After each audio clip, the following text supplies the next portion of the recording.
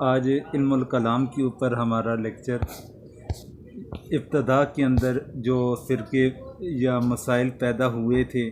تو اس کے اندر اس سے پچھلے لیکچر کے اندر پہلا جو مسئلہ تھا تو پہلے مسئلے کے بارے میں تفصیل کے ساتھ ذکر کیا گیا جو گناہ کبیرہ کے لحاظ سے تھا۔ وہ پہلا مسئلہ تھا جو اسلام کے اندر حضور اکرم صلی اللہ علیہ وسلم کے دنیا سے رخصت ہو جانے کے بعد مسلمانوں کے اندر جس کے بارے میں اختلاف پیدا ہوا تھا۔ تو گناہ کبیرہ کے بعد دوسرے نمبر کے اوپر جو مسئلہ زیادہ مشہور ہوا یا جس کے اندر اختلاف پیدا ہوا یا جس کی بنیاد کے اوپر مختلف فرقے مارز وجود کے اندر آئے وہ جبر و اختیار کا ہے، یعنی کسی چیز کے اوپر انسان کا مجبور ہو جانا یا انسان کا با اختیار ہو جانا کسی بھی نیک معاملے کے اندر، نیکی کے گناہ کے معاملے کے اندر، اس کے اوپر بھی پھر آگے اختلاف پیدا ہوا۔ تو اب اس مسئلے کو جبر و اختیار کا مسئلہ کہا جاتا ہے۔ تو اس مسئلے کے بارے میں اگر غور کیا جائے تو ایک طرف انسان کو دیکھا جائے تو انسان مجبور ہے، اللہ کی مشیت کے بغیر وہ کوئی بھی کام نہیں کر سکتا، اور دوسری طرف اس کو اگر دیکھا جائے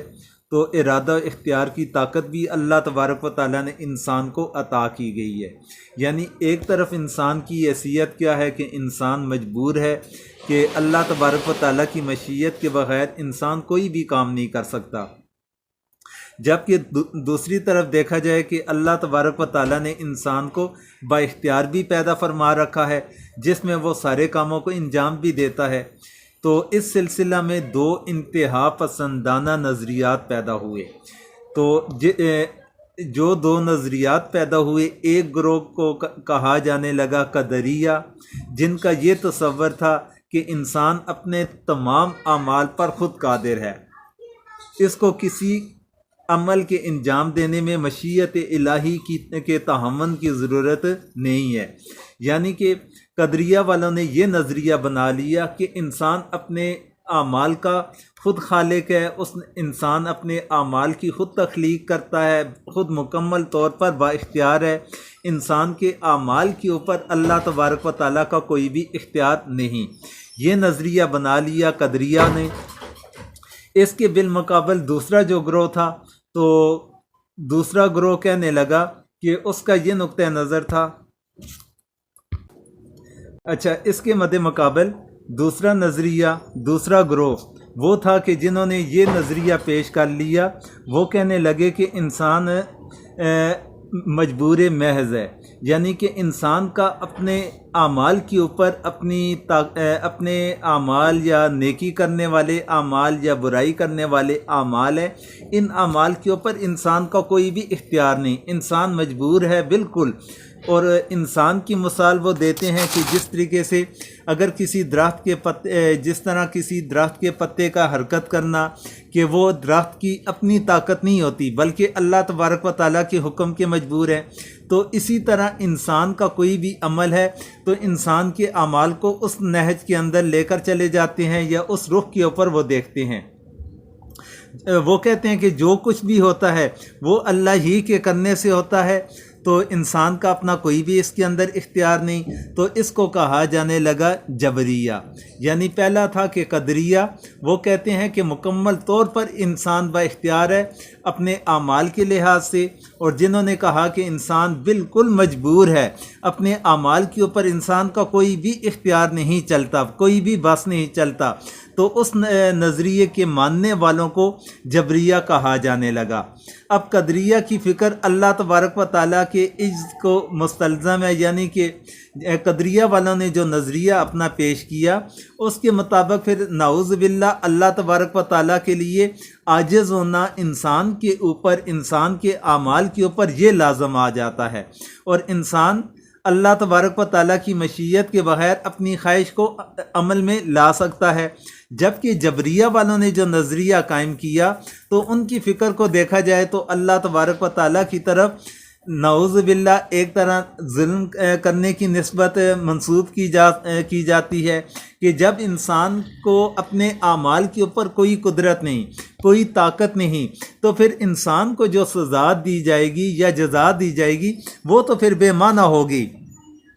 یہ دونوں فرقے آہستہ آہستہ کر کے ختم ہو گئے۔ قدریہ کے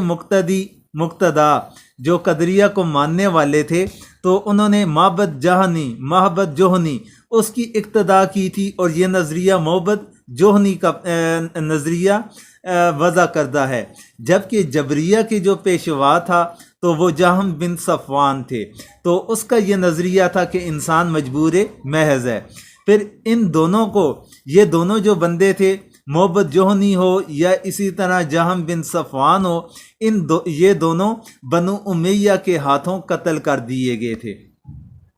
ان دونوں کے مد مقابل درمیانہ ایک راستہ اختیار کیا اہل سنت والجماعت نے، کہ جو حضور اکرم صلی اللہ علیہ وسلم اور صحابہ کرام کی سنت کی اقتداء کرنے والا طبقہ تھا۔ تو ان کا نقطہ نظر کیا ہے؟ ان دونوں سے الگ ہے، اور جس کا خلاصہ یہ ہے کہ اللہ تبارک و تعالیٰ نے انسان کو ارادہ اور اختیار کی طاقت دے رکھی ہے، یعنی کہ کسی کام کا ارادہ کرنا، کسی چیز کے کام کی نیت کرنا، ارادہ کر لینا، اس کی طاقت اللہ تبارک و تعالیٰ نے انسان کو عطا کر رکھی ہے۔ تو جس کو کسب بھی کہا جاتا ہے، یعنی محنت بھی کہا جاتا ہے، لیکن یہ قوت اللہ تبارک و تعالیٰ کی مشیت کی مدد کے بغیر کام نہیں آ سکتی۔ یعنی کہ ایک طرف اللہ تعالیٰ نے انسان کو اختیار بھی دے رکھا ہے، اور اس کے ساتھ ساتھ اللہ تبارک و تعالیٰ نے اپنی مشیت کی مدد بھی ساتھ میں شامل کر رکھی ہے۔ اسے ایک مثال کے ذریعے سے سمجھانا چاہوں گا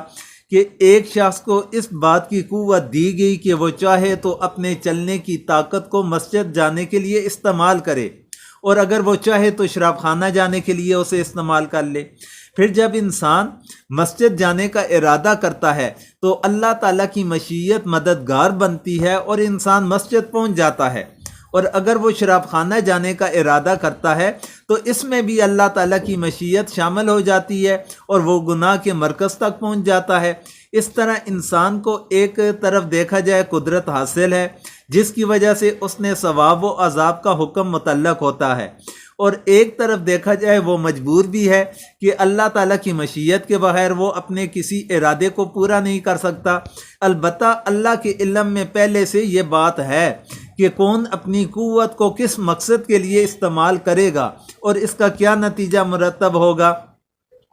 اسی اعتبار سے اس کی تقدیر لکھ دی گئی، یعنی کہ تقدیر علم الہی کا نام ہے، نہ کہ کسی انسان کو کسی خاص عمل پر مجبور کرنے کا۔ تقدیر کے معنی کے اندر ذرا فرق کو واضح کیا جا رہا ہے، اور اسے سمجھنے کی ضرورت ہے کہ تقدیر یہ علم الہی کا نام ہے، کہ اللہ تعالیٰ کے علم کے اندر یہ بات تھی کہ انسان کو میں نے پیدا کیا، فلاں انسان کو، اور یہ اپنی طاقت، اپنا ارادہ، اپنا کام کس انداز کے ساتھ کرے گا۔ اور اللہ تبارک و تعالیٰ نے جب انسان کو پیدا کیا تو انسان کو اس چیز کا پہلے سے علم ہے، اور وہ چیز اللہ تبارک و تعالیٰ نے انسان کے بارے میں لکھ لی، اس چیز کو تقدیر کہا جاتا ہے۔ تقدیر اس چیز کا نام نہیں کہ اللہ تعالیٰ انسان کو مجبور کر کے ایک راستے کے اوپر چلا لے۔ پھر اسی طرح دیکھا جائے جیسے استاد کسی طالب علم کے بارے میں کہہ دے کہ یہ اعلیٰ نمبر سے کامیاب ہوگا، اور دوسرے طالب علم کے بارے میں کہہ دے استاد کہ یہ فیل ہوگا۔ اب اتفاق سے اس کی پیشن گوئیاں پوری ہو گئی کہ پہلا طالب علم جو اعلیٰ درجے کا تھا، محنتی تھا اور ذہانت بھی تھی، وہ کامیاب ہو گیا، جبکہ دوسرا طالب علم جو نکمہ تھا، محنت نہیں کرتا تھا، یکن ذہن تھا، اس کے بارے میں اس نے جو پیشن گوئی کی کہ یہ فیل ہوگا۔ تو اب اگر اس کی پیشن گوئیاں پوری ہو جاتی ہیں۔ تو اب یہ نہیں کہا جائے گا کہ استاد کے کہنے کی وجہ سے ان کے نتائج اس طرح آئے، بلکہ یہ خود ان کی تعلیم سے دلچسپی اور عدم دلچسپی کا نتیجہ ہے۔ فرض یہ ہے کہ انسان کا علم ناقص ہے، اس لیے وہ جو رائے قائم کرتا ہے بعض اوقات غلط بھی ثابت ہو جاتی ہے، اور اللہ تبارک و تعالیٰ کا علم کامل ہے، اس لیے اللہ تعالیٰ نے جو بات لکھ دی اس کے خلاف کوئی امر پیش نہیں آ سکتا۔ یہ مسئلہ تھا جبر و اختیار کے لحاظ سے، اور اس کے اوپر جو 3 گروہ بنے تھے، ایک کا نام قدریہ ہے، دوسرے کا نام جبریہ ہے، اور تیسرا گروہ اہل سنت والجماعت کا ہے۔ قدریہ کا نظریہ یہ ہے کہ انسان مکمل طور پر اپنے اعمال کے اوپر با اختیار ہے، جبکہ جبریہ کا نظریہ یہ ہے کہ انسان مجبور محض ہے، اور اہل سنت والجماعت ان دونوں کے درمیان کے اندر جو قرآن و سنت کے مطابق نظریہ ہے اسے اختیار فرماتے ہیں۔